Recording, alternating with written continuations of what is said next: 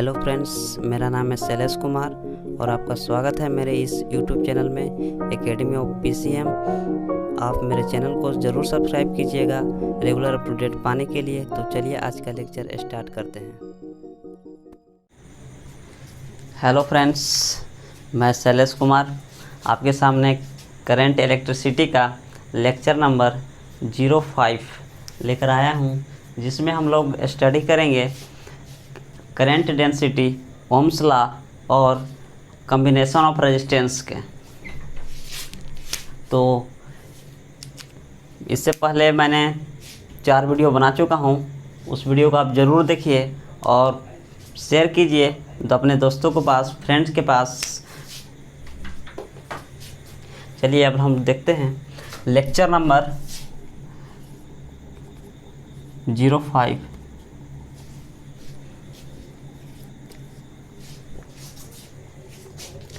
Current density के बारे में हम लोग देखेंगे। तो करंट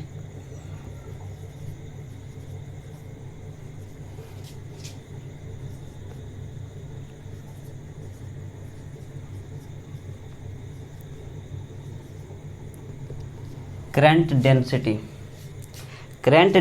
होता क्या है? तो आप लोग तो करंट के बारे में जानते ही होंगे। अगर नहीं जानते हैं तो इससे लेक्चर नंबर 01 में जाकर टाइप कीजिए कि लेक्चर नंबर 01 आपको वहाँ पास मिल जाएगा। इसका लिंक मैं डिस्क्रिप्शन में दे दूँगा। 01 लेक्चर नंबर।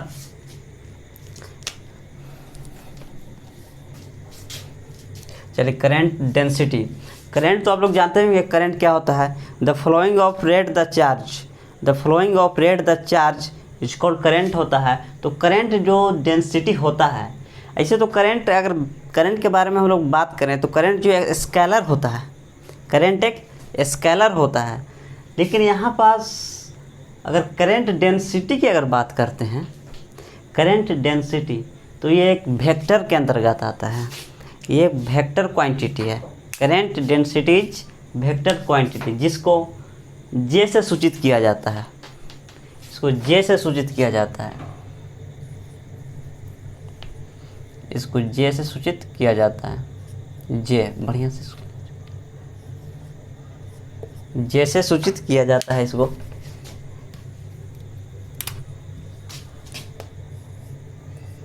जे से सूचित किया जाता है। अगर इसका डिफिनेशन हम लोग देखें तो जो हो जाएगा, the amount of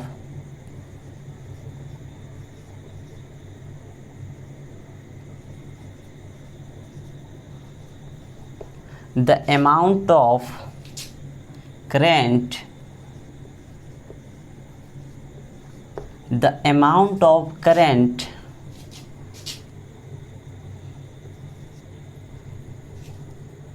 passing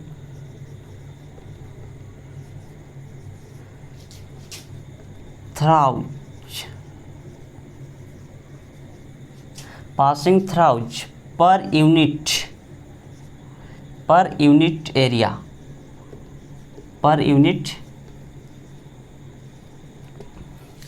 the amount of current passing through per unit area। अगर करंट डेंसिटी जे होता है, वेक्टर है इसलिए इसके ऊपर डायरेक्शन को शो किया गया है। तो पर यूनिट एरिया, तो means current flowing I into per unit area. नीचे क्या होगा? एरिया होगा। अगर कोई भी कंडक्टर वायर है, अगर इस कंडक्टर वायर की अगर हम बात करते हैं, एक कंडक्टर वायर है, इसके अंदर करंट फ्लो कर रहे हैं। इसके अंदर करंट जो आई फ्लो कर रहा है, करंट आई फ्लो कर रहा है। तो किसी भी पर यूनिट एरिया की अगर बात किया जाए, किसी भी पर यूनिट अगर एरिया का बात किया जाए, तो नंबर ऑफ नहीं आपस होगा, amount of, means amount of current passing through the पर यूनिट एरिया। पर यूनिट एरिया से कितना करंट फ्लो कर रहा है, पर यूनिट एरिया से कितना करंट फ्लो कर रहा है, इसी को करंट डेंसिटी कहेंगे। जिसे रो से सूचित किया जाता है, और I अपॉन A होगा। तो I करंट का मात्रक जो हो जाएगा ऐसा यूनिट एम्पियर होगा। और एरिया का क्या होता है, एरिया का होता है मीटर स्क्वायर। तो एम्पियर पर मीटर स्क्वायर इसका यूनिट हो जाएगा।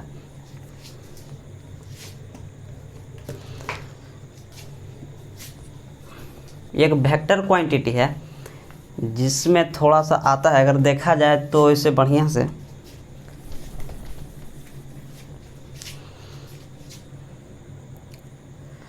कोई कंडक्टर वायर है, इसी प्रकार सेम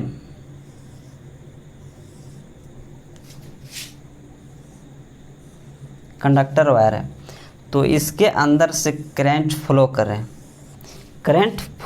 हैं। अगर इसका क्रॉस सेक्शन के समान ही ये होता है, इस प्रकार है। अगर इसको हम लोग तिरछा कर दें, अगर हल्का सा इसको अगर मूव कर दिया जाए, तो अगर देखा जाए तो इसका जो फिगर होगा, इसको अगर इस मूव कर दिया जाए, क्रॉस एरिया को, जो पर यूनिट एरिया जिसे करंट फ्लो कर रहा है, उसको अगर मूव कर दिया जाए, ऐसे कर दिया जाए,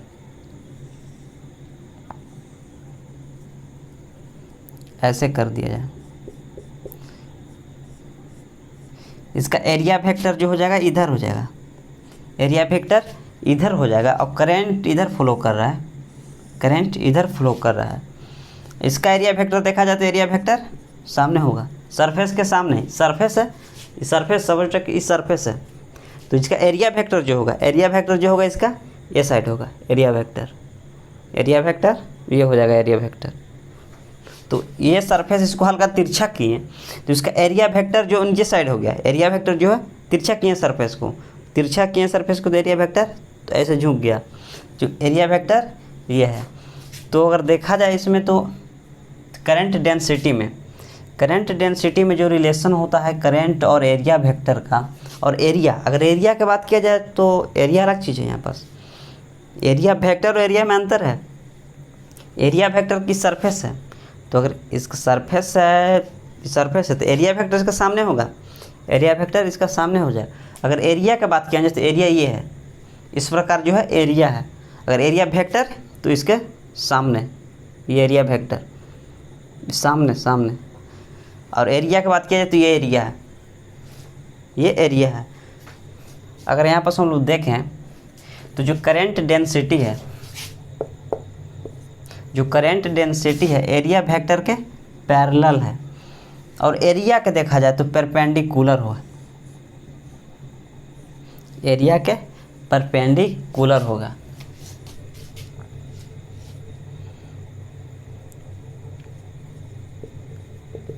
it is perpendicular,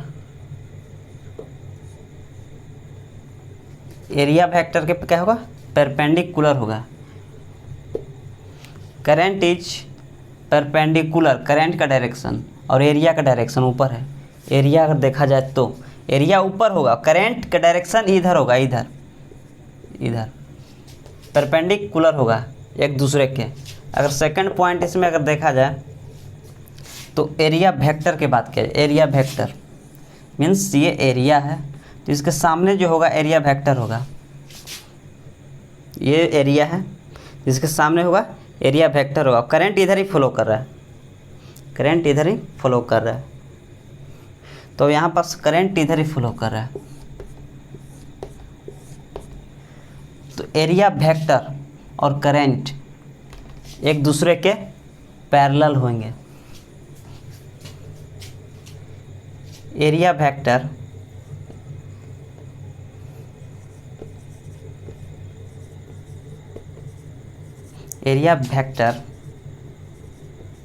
and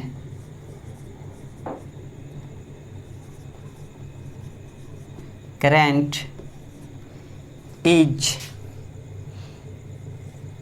area vector current is parallel each other, parallel each other, एक दूसरे के पैरेलल होगा। इसका जो एसआई यूनिट है, एसआई यूनिट जो होगा एम्पियर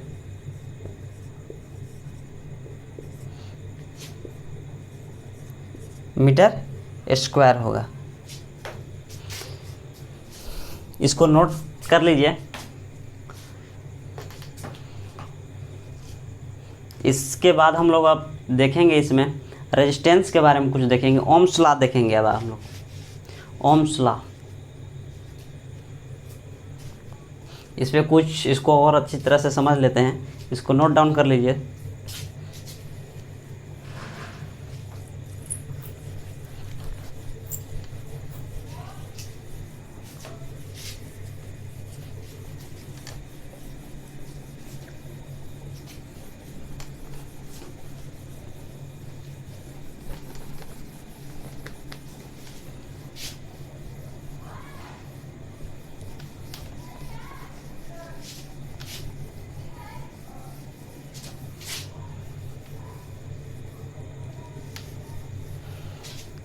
करेंट डेंसिटी जो हम लोग जान गए, current density J equal to I upon A।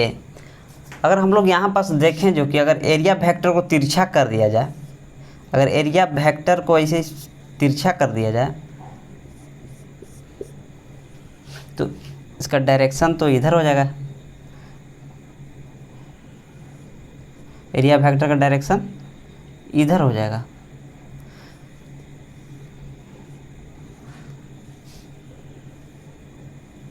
और करंट का डायरेक्शन ये हो जाएगा। तो अब यहाँ पास देखा जाए तो कुछ एंगल बनाएगा, एरिया वेक्टर नहीं, करंट का फ्लो है और ये एरिया वेक्टर है, तो इसके बीच कुछ एंगल बनेगा जो थीटा, जो एंगल क्या होगा, थीटा होगा।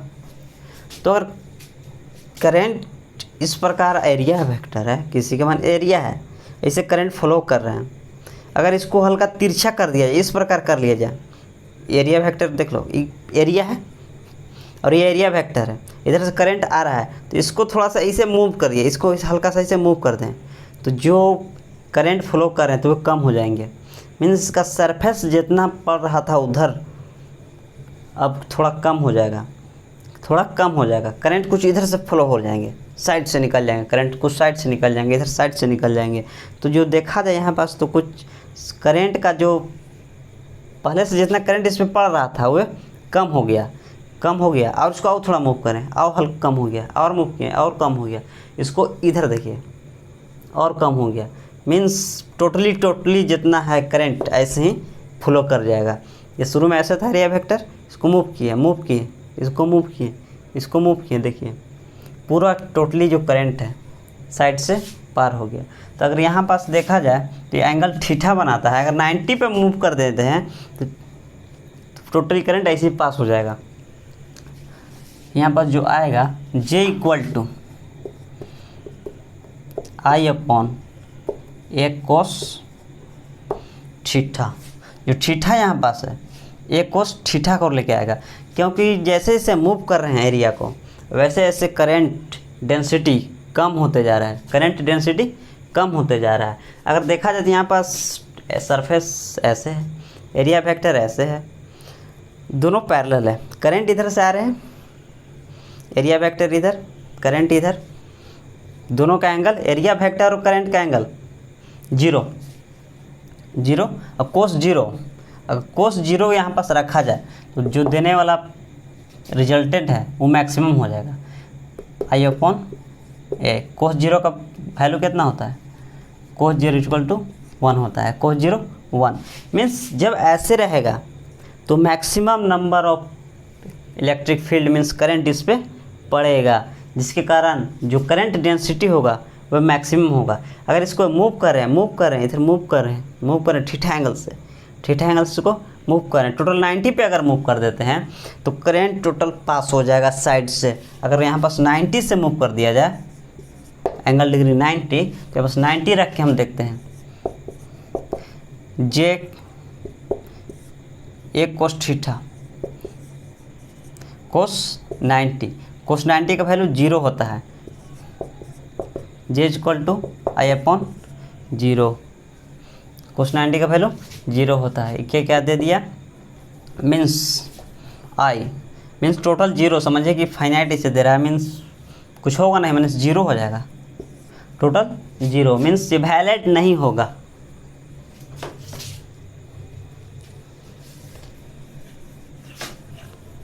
करंट डेंसिटी यहाँ पास वैलिड नहीं होगा।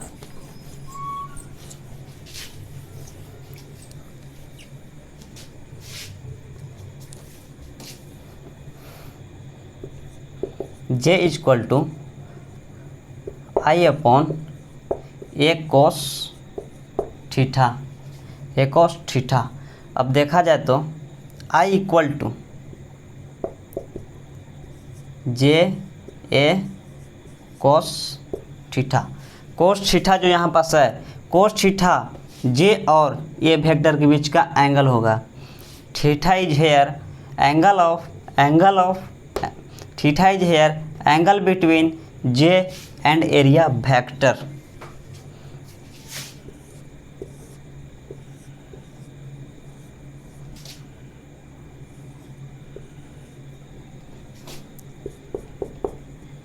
एरिया वेक्टर, करंट इधर फ्लो करेगा, करंट का डायरेक्शन ये है, ये जा रहा है, करंट जा रहा है, टोटल करंट जा रहा है। एरिया वेक्टर इधर, इसका एंगल देखा जाए, जो एंगल है एरिया वेक्टर और करंट फ्लोइंग के बीच, थीटा, यही थीटा यहाँ पास कोस थीटा। इसको नोट डाउन कर लीजिए। अब हम लोग ओम्स लॉ के बारे में चर्चा करेंगे, ओम्स लॉ को जानेंगे।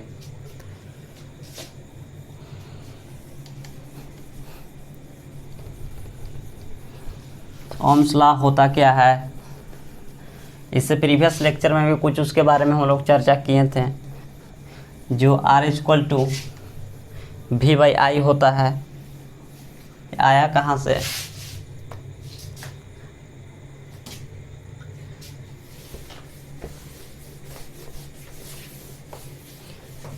Ohm's law.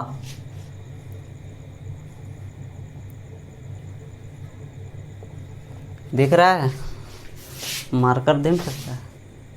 ओम्स लॉ के बारे में हम लोग चर्चा करेंगे, जो देखेंगे ओम्स जी ने क्या कहे थे और क्यों कहे थे, इसके पीछे रीज़न है। उस ओम्स में लॉ जी ने बताया है कि कोई भी रेजिस्टेंस है उसका सही मेजरमेंट करना है तो उससे पहले जो नेचुरली चीज़ है, टेम्परेचर हो गया, प्रेशर हो गया, वे सब चीज़ों को कांस्टेंट रखना होगा, तब इसका सही मेजरमेंट हो पाएगा, अन्यथा इसका सही मेजरमेंट पॉसिबल नहीं है।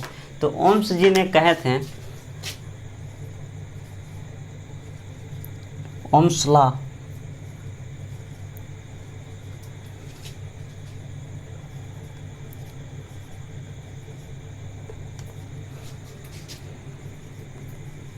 all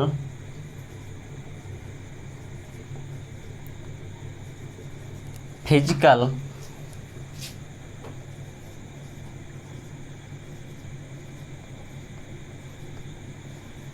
quantities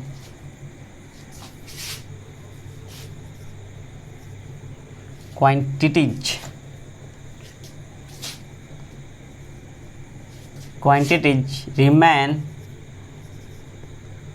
constant.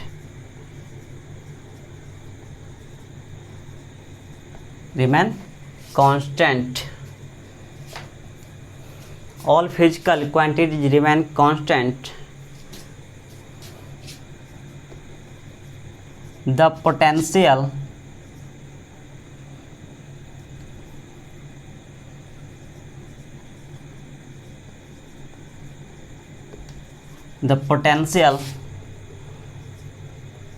Difference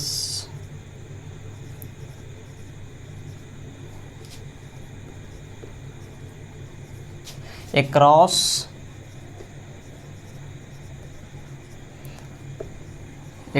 the conductor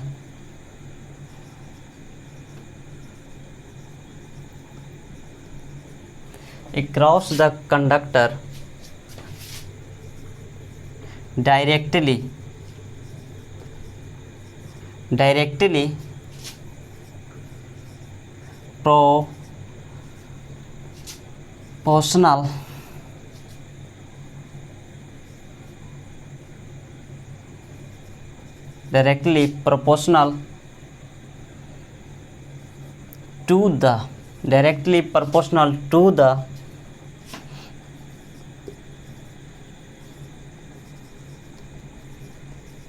flowing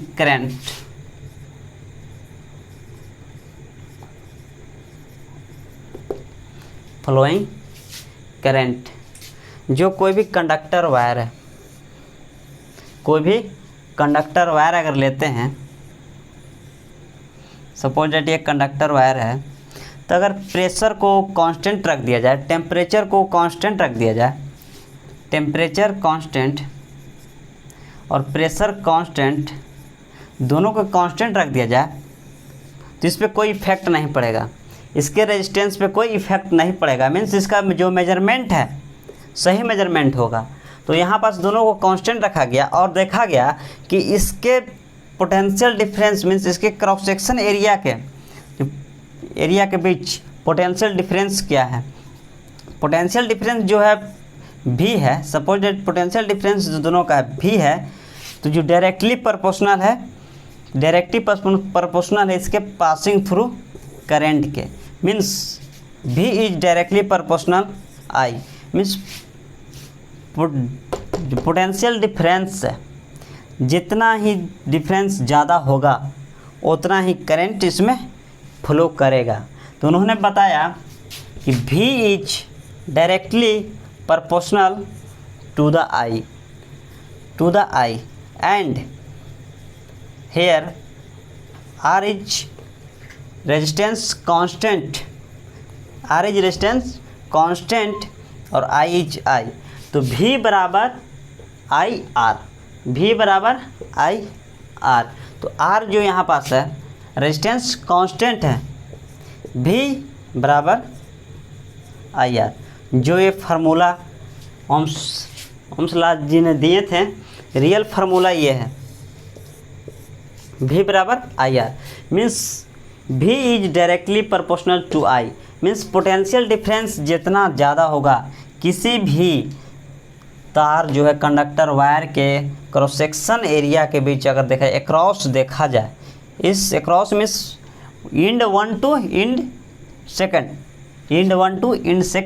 जो पोटेंशियल डिफरेंस जितना ज़्यादा होगा उतना ही ज़्यादा इसमें करंट फ्लो करेंगे, इसको नोट डाउन कर लीजिए। और इससे आगे हम लोग देखेंगे vector form of Ohm's law.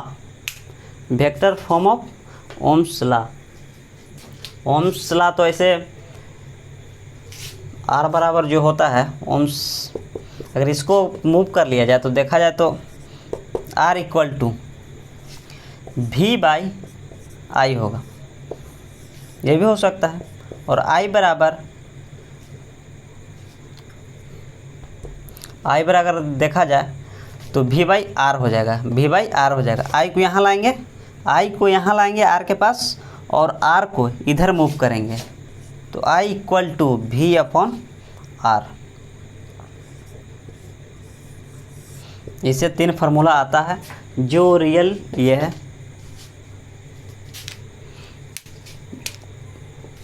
जो इसका मात्रक होता है रेजिस्टेंस ओम होता है, ओम I एम्पियर, करंट का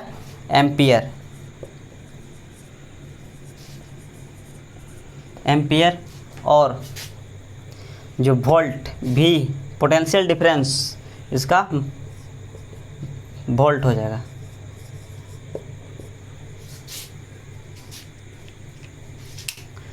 इसको नोट कर लीजिए। अब हम लोग vector form of Ohm's law को देखेंगे।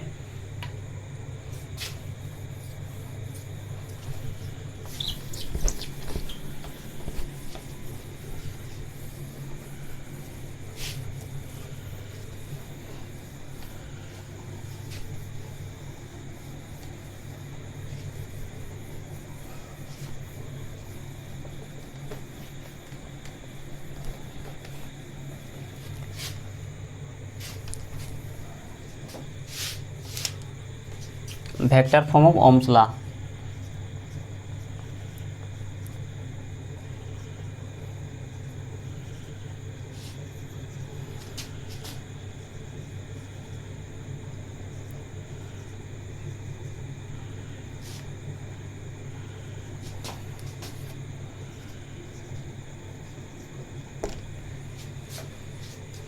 जो हम लोगों ने अभी देखे V बराबर आई आर, V बराबर आई आर।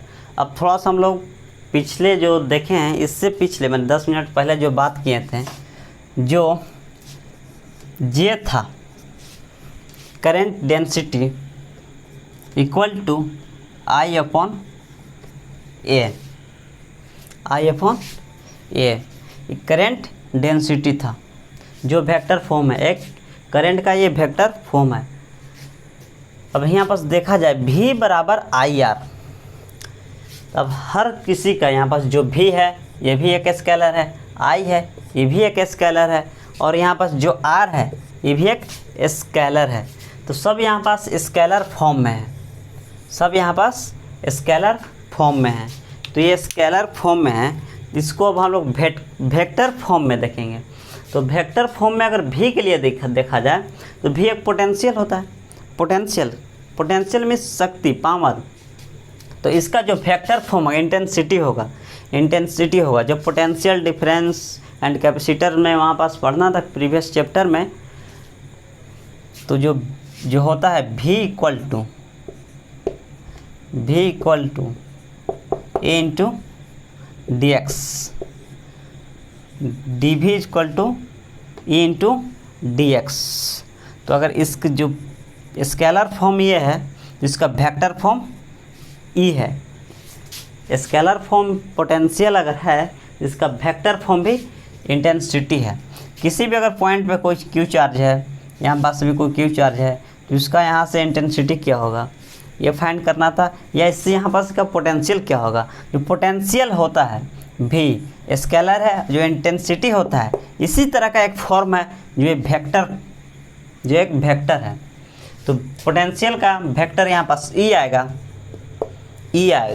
और आई का वेक्टर फॉर्म अभी हम लोगों ने यहाँ पास देखें जे होता है, करंट डेंसिटी जे होता है। तो यहाँ पास ई इक्वल टू आई की जगह यहाँ पास जे लिखेंगे, जे, और आर बच गया।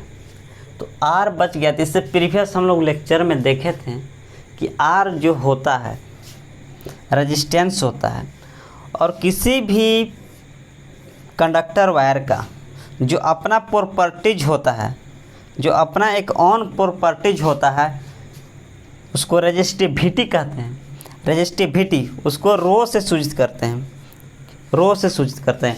हर एक मेटल का अपना एक प्रॉपर्टीज होता है, किसी भी करंट को अब्स्ट्रैक्ट करने का जिसे रो से सूचित करते हैं, रेजिस्टिविटी होता है।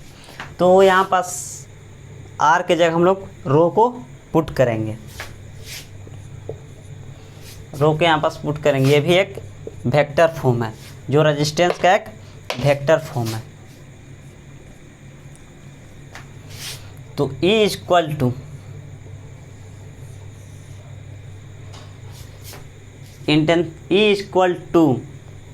जे वेक्टर फॉर्म, और रो का वेक्टर फॉर्म आ गया यहाँ पास। यही है vector form of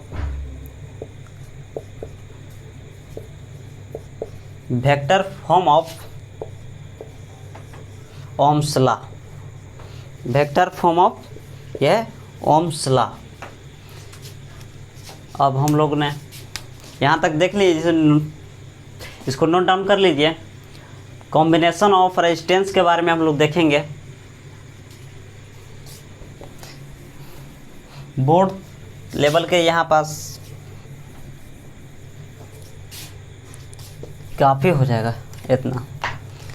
IIT JEE mains को तो तैयारी करना नहीं है कि इतना और इससे लोग हाई लेवल पर जाएं।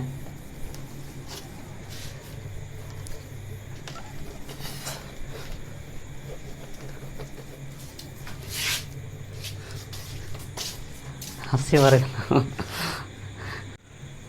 चलिए, तो हम लोगों ने E बराबर देख लिए, जो E बराबर होगा J इंटू रो होगा, जो vector form of Ohm's law था।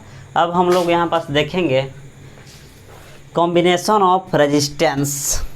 जो रेजिस्टेंस होता है उसका कॉम्बिनेशन, जो रेजिस्टेंस होता है उसका कॉम्बिनेशन यहाँ पास हम लोग को दो टर्म में पढ़ना है, एक सीरीज और एक पैरेलल। दोनों का यहाँ पास हम लोग ने फार्मूला को फाइंड करेंगे आखिर होता क्या है।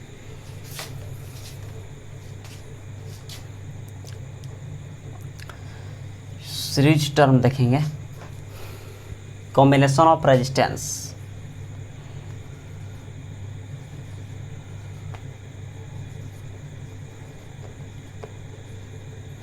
कॉम्बिनेशन ऑफ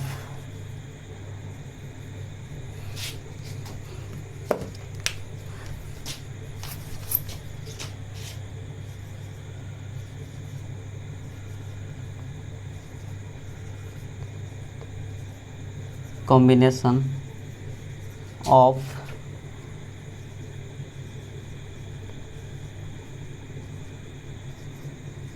resistance एक सीरीज टर्म में होता है। फर्स्ट जो होगा सीरीज के लिए चर्चा करेंगे, और सेकंड जो होता है पैरेलल।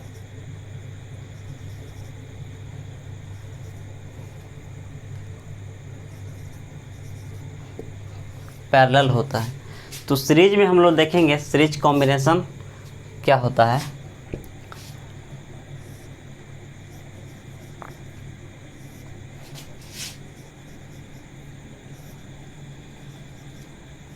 इस प्रकार जो रेजिस्टेंस जुड़ा होता है उसको सीरीज कॉम्बिनेशन कहते हैं। R1 ये R2 ये R3 है, ये R3 है। तो जो एक कॉम्बिनेशन है एक सीरीज कॉम्बिनेशन है, मीन्स एक दूसरे को सीरीज में कंबाइन करना, सीरीज कॉम्बिनेशन। अगर पैरेलल कॉम्बिनेशन की बात की जाए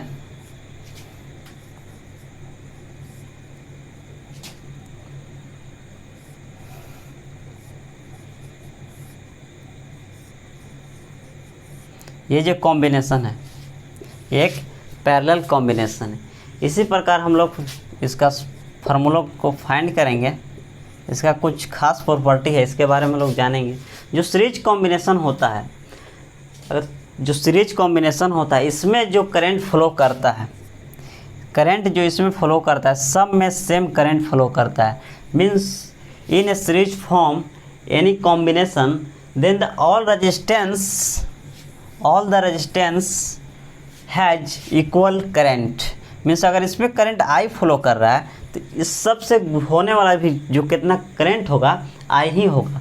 यहाँ पास निकलेगा जो करंट भी I निकलेगा, यहाँ पास भी जो करंट होगा I होगा, इसके पास भी जो करंट होगा I होगा, और जो इसके पास भी जो करंट होगा I ही होगा।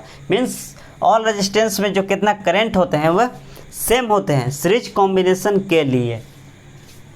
और जो यहाँ पोटेंशियल होगा और रेजिस्टेंस का जो पोटेंशियल होगा वो डिफरेंट होगा। सीरीज कॉम्बिनेशन के लिए यहाँ पर बात कर रहे हैं। जो सीरीज कॉम्बिनेशन के लिए और रेजिस्टेंस का, अगर इसका रेजिस्टेंस का अगर पोटेंशियल डिफरेंस देखा जाए, ये रेजिस्टेंस का अगर पोटेंशियल डिफरेंस देखा जाए तो सबका डिफरेंट होगा।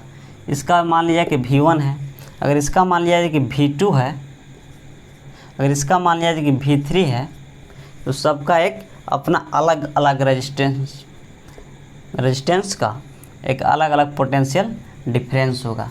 बट इसमें पोटेंशियल डिफरेंस सभी का सेम होता है, पोटेंशियल डिफरेंस सभी का सेम होता है।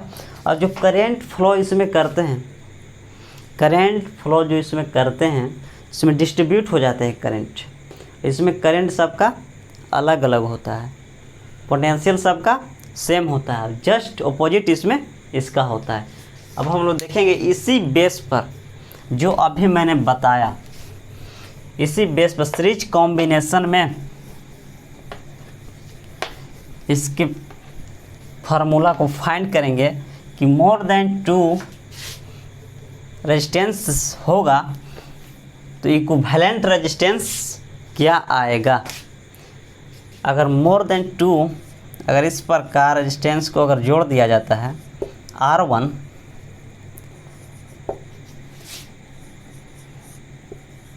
R2 R3, जिसका जो टोटल इक्विवेलेंट रेजिस्टेंस होगा वो क्या होगा, इसको हम लोगों ने यहाँ पास फाइंड करेंगे। R equivalent equal to what,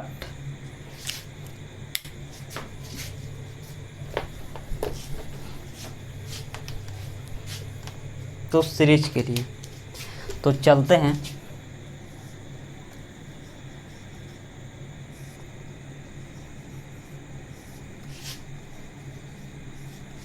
ये R1 है, ये R2 है और ये R3 है।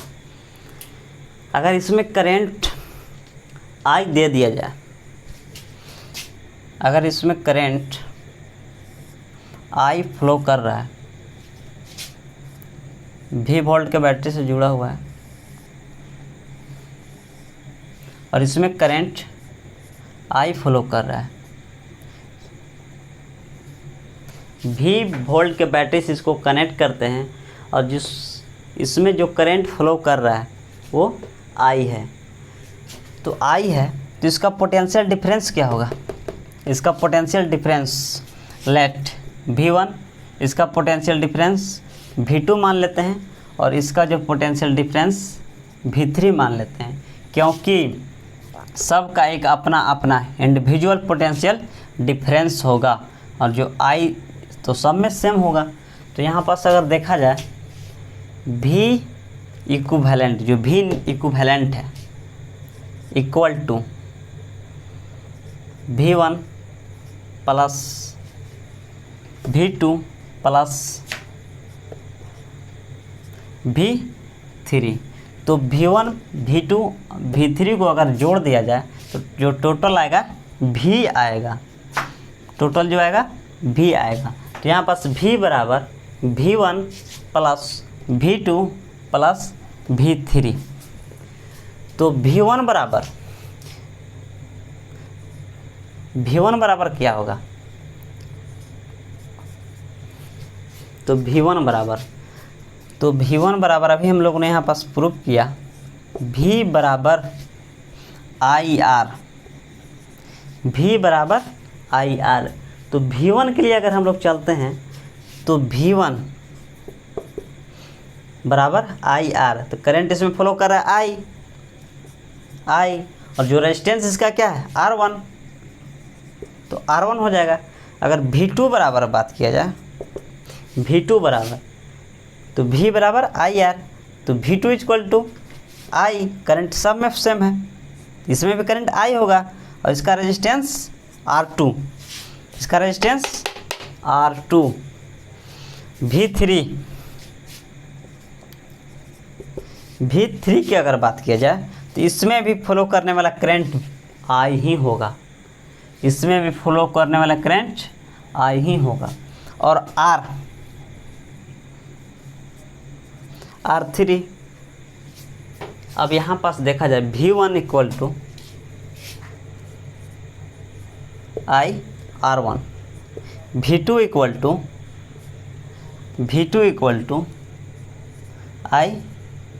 IR2, और V3 इक्वल टू IR3। अगर I को सम में देखा जाए यहाँ पास तो I सब में कॉमन है, I सब में कॉमन है, तो I को यहाँ पास कॉमन कर लेते हैं, और R1 यहाँ पास बचा क्या, R1, यहाँ पास क्या बचा, R2, यहाँ पास क्या बचा, तो R3, यहाँ पास जो बचा R3। तो V इक्विवेलेंट, V जो इक्विवेलेंट होगा, V equivalent equal to I into R equivalent, R equivalent.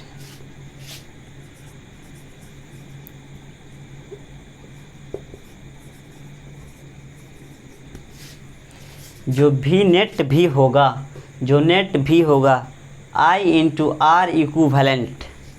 तो भी जो है यहाँ पास I into R equivalent, I को I यहाँ पास लिखते हैं, और R1 प्लस R2 और प्लस R3, I से I यहाँ पास मर जाएगा। जो R इक्विवेलेंट आएगा R1 plus R2 plus R3 आएगा। देखिए नेट रिजल्टेंट यहाँ पास जो आया इन सीरीज कॉम्बिनेशन के लिए, सीरीज कॉम्बिनेशन के लिए जो है R equivalent equal to R1 plus R2 plus R3। Means अगर देखा जाए तो जो 3 रेजिस्टेंस जोड़ा गया है सीरीज में, तो जो इसका इक्विवेलेंट रेजिस्टेंस आएगा R1 plus R2 plus R3। इसको नोट कीजिए, पॉज करके वीडियो को नोट।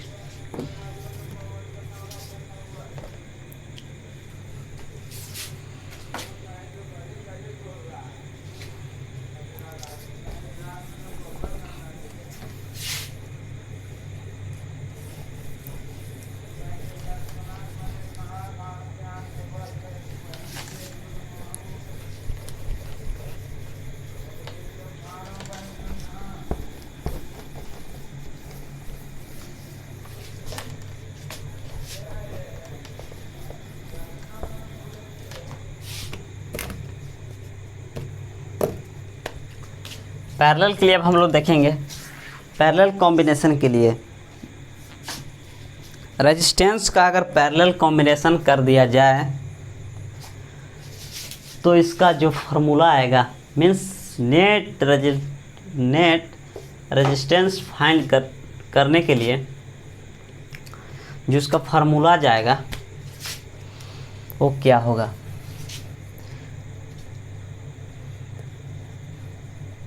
सेकंड,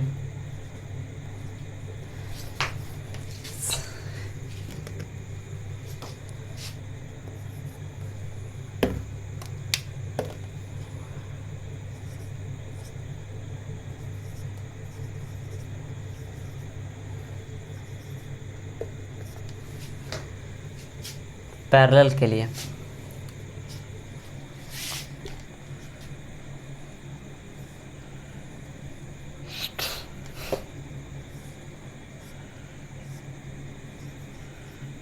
ये रेजिस्टेंस का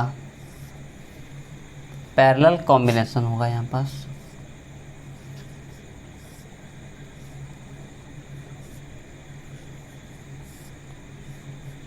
इसको V वोल्ट के बैटरी से कनेक्ट करते हैं, V वोल्ट के बैटरी से कनेक्ट करते हैं। तो यहाँ से करंट I छोड़ता है, करंट I छोड़ता है, तो I करंट यहाँ पास आता है और यहाँ से डिस्ट्रीब्यूट हो जाता है। यहाँ से जो करंट है डिस्ट्रीब्यूट हो जाएगा। इधर सपोज डेट I1 गया, इधर I1 गया, इसमें I2 गया और इसमें I3 फॉलो किया। इसमें I1 करंट गया, I2 करंट गया, इधर से I3 करंट गया। तो देखा जाए तो सब जाकर यहाँ पास फिर I ही होगा, I ही बनेगा और फिर I इसमें फिर यहाँ पास आ जाएगा और फिर यहाँ से फ्लो करना स्टार्ट करेगा। लेकिन दोनों छोर का मीन्स इंड्स का, टू टर्मिनल्स इंड पॉइंट का जो हो जाएगा पोटेंशियल डिफरेंस भी हो ही होगा।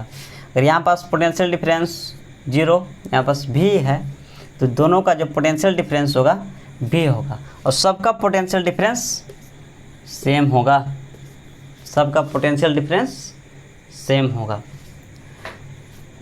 जो रेजिस्टेंस है इसको R1 नहीं, R1 इसको लेते हैं, ये R1, ये R2, ये R3, ये R1, ये R2, R3 है। तो अब यहाँ पास जो देखा जाए नेट करंट क्या होगा, नेट करंट जो I करंट छोड़ा, तो current I equal to current I1 plus current I2 plus current I3 अगर कर दिया जाए, current I1, current I1, current I2 और करंट I3 को जोड़ दिया जाए, तो जो नेट करंट फिर है यहाँ पास आकर I ही में बन जाएगा। जो नेट करंट है इधर से गया I, इधर I1, I2, I3, फिर यहाँ पास जो आएगा I ही आ जाएगा, फिर यहाँ पास I ही आ जाएगा। तो I equal to I1 plus I2 plus I3। अब यहाँ पर हम लोग देखेंगे कि V बराबर IR, R इक्विवेलेंट, V बराबर IR, ओम्स लॉ। तो I बराबर जो होगा V by R equivalent, I equal to V by R equivalent. तो I1 अगर फाइंड किया जाए, I1 अगर फाइंड किया जाए, इसका पोटेंशियल डिफरेंस एक वायर है, एक वायर का जो पोटेंशियल डिफरेंस अगर देखा जाए तो ये वायर है, यहाँ पास V वोल्ट है, यहाँ पर 0 है, यहाँ पास R1 है जिसमें करंट फ्लो कर रहा है, I1 है। जो इसका I होगा, I होगा V अपॉन R1। इसी प्रकार I2 देखा जाए, I2 देखा जाए तो V अपॉन R2 हो जाएगा, V अपॉन R2 हो जाएगा। अगर यहाँ पास I3 देखा जाए, I3 तो V अपॉन R3 हो जाएगा, I3 equal to V upon R3 हो जाएगा। तो I equal to I1 plus I2 plus I3, तो I1 के जगह V अपॉन R1 लिखेंगे, V अपॉन R1, और I2 के जगह V अपॉन R2 लिखेंगे, और I3 के जगह यहाँ पास V अपॉन R3 लिखेंगे। तो I जो है net I equal to V upon equivalent resistance. तो यहाँ पास I के जगह हम लोग लिख देंगे net V upon R equivalent, तो V upon R1 plus V upon R2 plus V upon R3। तो V इसमें सब में कांस्टेंट है, मीन्स V इसमें सब में सेम है। V equal to R equivalent, अगर V को कॉमन कर लिया जाए तो यहाँ पास जो बचेगा 1 upon R1, 1 upon R2 plus 1 upon R3। V से भी यहाँ पास कट जाएगा, और 1 by R equivalent equal to 1 upon R1 plus 1 upon R2 plus 1 upon R3 हो जाएगा। ये इम्पोर्टेंट फार्मूला है combination of in parallel of the resistance के लिए।